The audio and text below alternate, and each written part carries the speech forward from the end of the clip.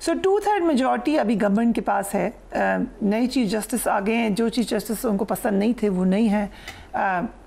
Is it looking really good for the government now? मेरे ख्याल से बहन इस गवर्नमेंट अगर अपने पैरों पर नहीं खड़ी हो सकती, इस गवर्नमेंट को ना आपके से परेशानी ना मुझसे है, ना आवाम से है, ना कोर्ट से है, ना फौज से. इनको परेशानी अपने आप से है. इनको किसी को गिराने की ज़रूरत नहीं है, ये खुद ही अपने बोझ तले गिर जाते हैं. और अभी भी अगर आप एक्टिंग को, ड्रामे को, कैटवॉक को, प्रोजेक्शन को, ऑब्सेशन को, पोटेंशियस होने को, ड्रामेटिक सिचुएशन क्रिएट करने को, थिएटर का शो करने को, सिनेमा हॉल की एक्टिंग करने को अगर आप हुकूमत कहते हैं तो मुबारक हो आपको हुकूमत. उसके अलावा आगे पीछे मैं तो इसलिए देख रहा हूँ कि SIFC के प्लेटफॉर्म से आपके लिए अच्छी चीज़ें आ रही हैं और उसका क्रेडिट आपको देना चाहिए, ड्यू क्रेडिट आर्मी चीफ को. बहुत क्रेडिट, प्राइम मिनिस्टर हर वक्त क्रेडिट देते हैं. प्राइम मिनिस्टर क्रेडिट या ना क्रेडिट तो हमारे लिए इंपॉर्टेंट नहीं है, बट बाय एंड लार्ज हमें इसलिए देना चाहिए कि हम रिंग के इस तरफ बैठे हुए. Right. So but you saying कि government is not looking strong to you? मुझे तो पहले दिन से नहीं लगा. वहाँ पे 2 साल का था, अभी तो खैर 1 साल भी नहीं हुआ. 2-2.5 साल मैंने कहा था maximum. Right. So then what next? जैसे 65 साल से चल रहा है वैसे चलता रहेगा. बिलावल भुट्टो बन सकते हैं prime minister at some point in these 5 years? देखिए he is a young guy with lot of energy और अप्रिशिएट करना चाहिए उन्होंने भाग दौड़ की. और यंगस्टर्स को क्यों नहीं चांस देना चाहिए? मेरा सवाल है कि ये पुराने रीतो रवायत के जो एक्सपायर्ड जिनकी शेल्फ लाइफ भी ख़त्म हो चुकी है वो अभी तक चल रहे हैं. अब आप ये नहीं कि मैं किसी की रिस्पेक्ट नहीं करता, लेकिन 85 साल 90 साल के लोग भी सेनेट में मौजूद हैं, नेशनल असेंबली में मौजूद है, तो वो अपना बोझ नहीं उठा पा रहे, वो मुल्क का बोझ उठाएंगे. तो आदमी को खुद सेंसिबल होकर इस एज में आके घर जाके बैठ जाना चाहिए, पोते पोतियों के साथ बच्चों का खेलना चाहिए. बट इक़्तिदार की जो भूख है वो आपको कहीं का नहीं छोड़ती. राइट. सो PTI खान साहब की बात करें, एट सम पॉइंट क्या उनको, क्योंकि PTI बहुत ही कहती है कि हम खान साहब नहीं गए मुल्क छोड़ के, मुल्क में रहे, कभी उनको ऑफर हुई थी ये कि आप मुल्क? देखिए अभी तक ना तो वो कोई ऑप्शन आई है, कभी नहीं आई ना, नहीं वो ऑप्शन कहीं नहीं आई, ना कोई डील और ढील की बात हुई अभी तक, कभी भी नहीं हुई. He is looking for it. Khan साहब चाहते हैं, और लेकिन खान साहब जब चाहते हैं तो खान साहब को चाहने के लिए भी उस तरह का एटीट्यूड भी करना पड़ेगा ना. मेरी आपसे लड़ाई है तो मैं आपको रोज़ गाली दूँ, खिड़की से निकल के भी गाली दूँ, तो मुझे आपको तो कोई फ़र्क नहीं पड़ेगा. मैं तो खिड़की के अंदर हूँ, बंद हूँ.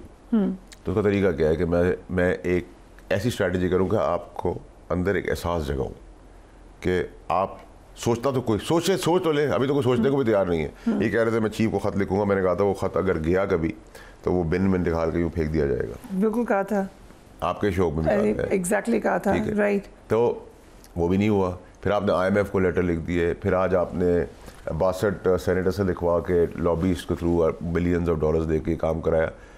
ये काम क्यों हुआ 62 लोगों का? पैलेस्टाइन के लिए तो कभी नहीं हुआ. ये क्यों हुआ है? ये लोग सोच रहे हैं इमरान खान के हक में हुआ है. ये इमरान खान की पार्टी ने लॉबीज के थ्रू ये एक्चुअली काम कराया है, इसलिए ताकि इमरान खान और इस्टेब्लिशमेंट में और गैप हो जाए, और एक दूसरे के खिलाफ हो जाए.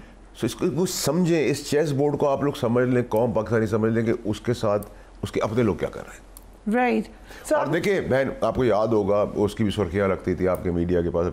मैं जब वजीर भी था, जब मैं पार्टी के अंदर भी था, मैं सांप कीड़े कब गिरेबान पकड़ने के लिए वजीरों के खड़ा होता था, उनके मुंह पे गालियाँ दे देता था उनको.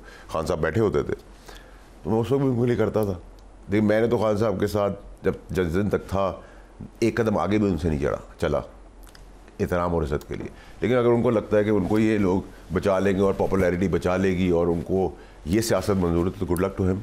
मैंने तो उनको हर चीज़, मैं उनको ये भी बता के निकला था कि आप पे गोलियाँ भी चलेंगी. तो मेरे तो कॉन्शियस बड़ा क्लियर है और शायद अल्लाह ने इसीलिए मुझे इस काबिल रखा हुआ है कि मैं थोड़ी बहुत 1% सियासत कर सकता हूँ. So what is लेकिन दुख का मुकाम है जो हो रहा है.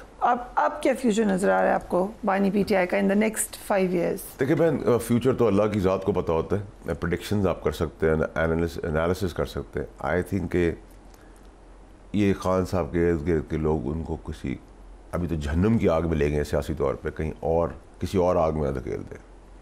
इनका कोई बैद नहीं है. ये उन लोगों में से, इन्होंने शहीद भुट्टो साहब का फॉर्मेट अपने दिमाग में रखा हुआ है कि सियासत चलती रहती है. ये खान को जितनी तकलीफ़ होगी उतनी इनको रेलेवेंस और इम्पोर्टेंस मिलेगी और उसी में ये अपना रिलीफ ले रहे हैं.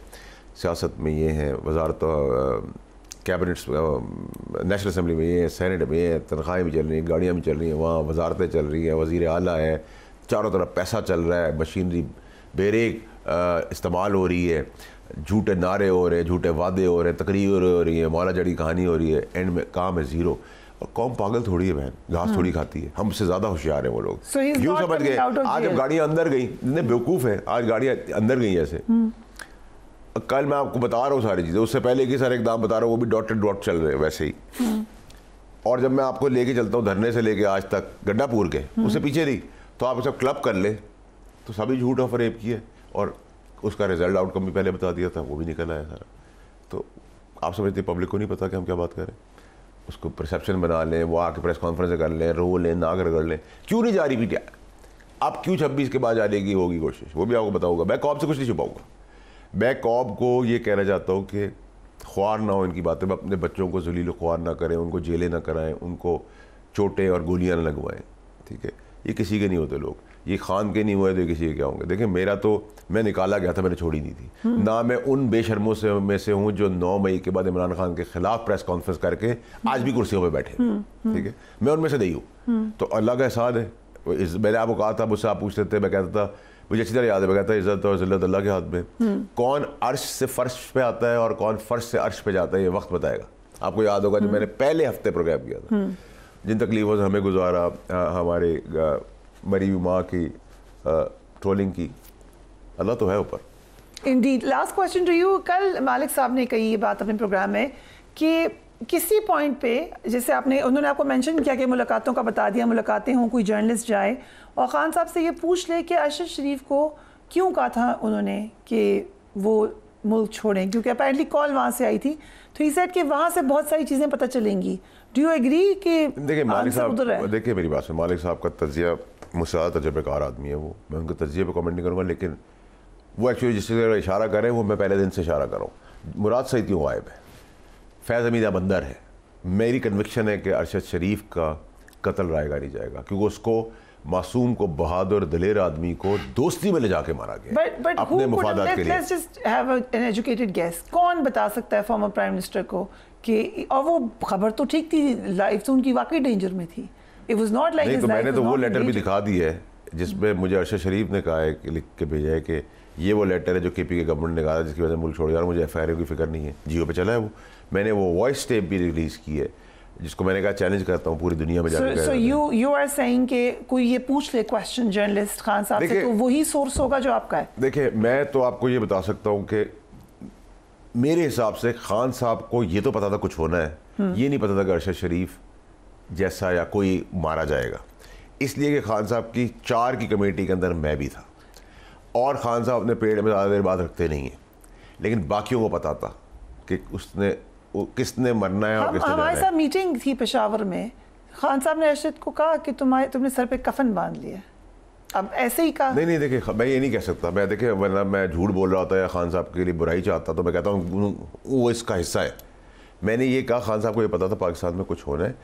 अरशद कत्ल के बाद उनको पता चल गया था कि गेम उनके इर्द गिर्द के लोगों ने की है, जो उन्होंने फिर बचाने के लिए अलग अलग नाम लेना शुरू किए, काउंटर करने के लिए, उन लोगों को बचाने के लिए, ठीक है।